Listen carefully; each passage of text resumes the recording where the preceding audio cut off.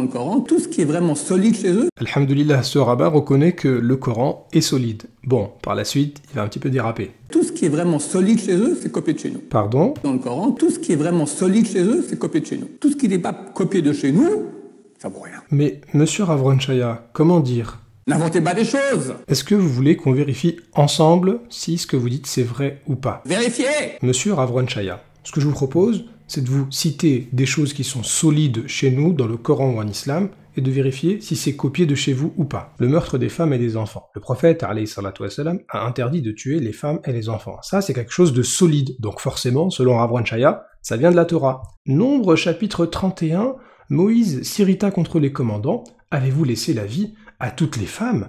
Maintenant, tuez tout mâle parmi les petits-enfants et tuez toute femme qui a connu un homme en couchant avec lui. Tiens, c'est bizarre. L'interdiction de tuer les femmes et les enfants, ça n'a pas été copié de la Torah. Ou peut-être que pour vous, l'interdiction de tuer les femmes et les enfants, c'est quelque chose de mauvais. Vérifiez. N'inventez pas des choses. L'impureté de la femme pendant les menstrues. Lorsqu'une femme a ses menstrues, eh bien son mari doit s'éloigner d'elle. Mais de quelle manière? Le prophète, alayhi salatu wassalam, a expliqué: faites toute chose sauf le rapport sexuel.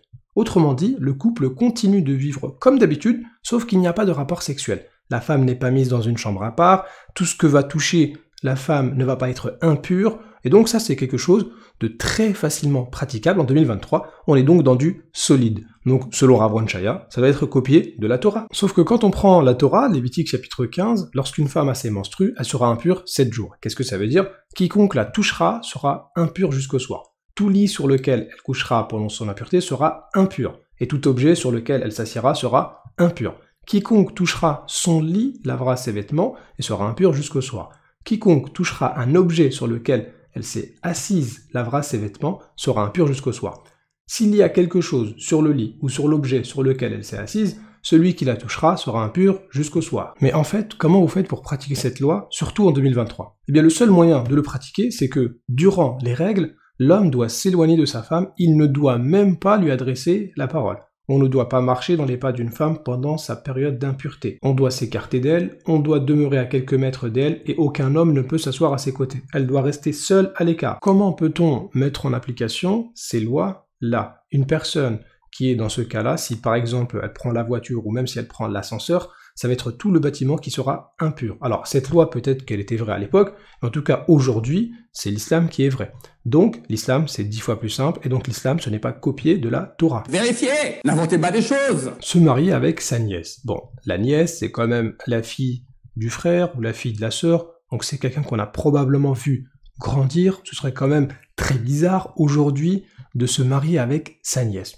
C'est pourquoi le Coran nous dit « vous sont interdites une catégorie de femmes au mariage, et en particulier la fille d'un frère ou fille d'une sœur ».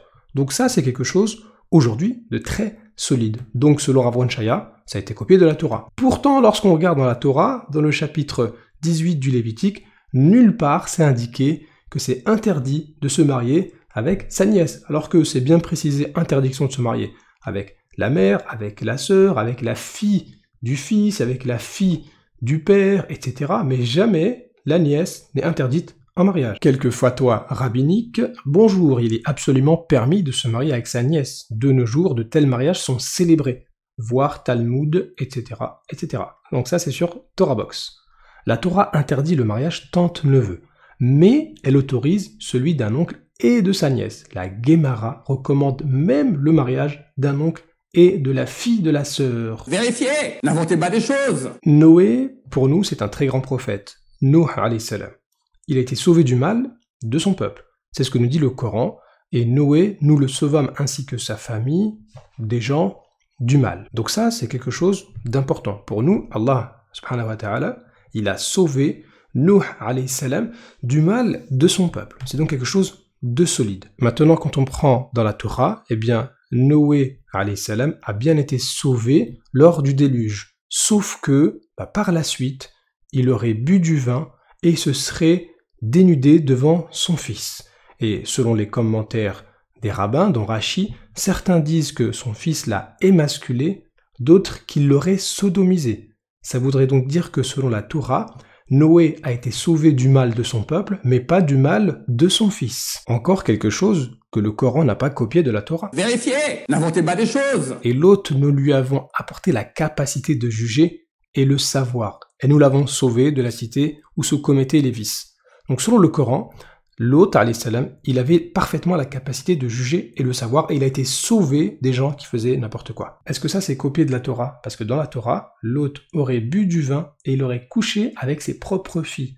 Autrement dit, non seulement l'autre, il aurait perdu la capacité de juger et de savoir que c'était ses filles qui étaient en face de lui, mais en plus, lui qui aurait été sauvé d'une cité qui commettait des vices, il serait tombé dans un vice qui est encore plus grand, celui de coucher avec ses propres filles. Vérifiez, n'inventez pas des choses. Jacob, qui est Israël, alayhi salam, c'était quelqu'un qui était véridique. Nous leur accordâmes un langage sublime de vérité à Jacob et à Isaac. Donc pour nous, Jacob, c'est quelqu'un d'honnête, qui dit la vérité et qui est véridique. Ça, c'est quelque chose d'important pour nous. Pourtant, quand on regarde dans la Torah, Jacob se fait passer pour son frère Ésaü, et il ment pour obtenir la bénédiction de son frère. Bah alors, pourquoi le Coran n'a pas repris cette histoire?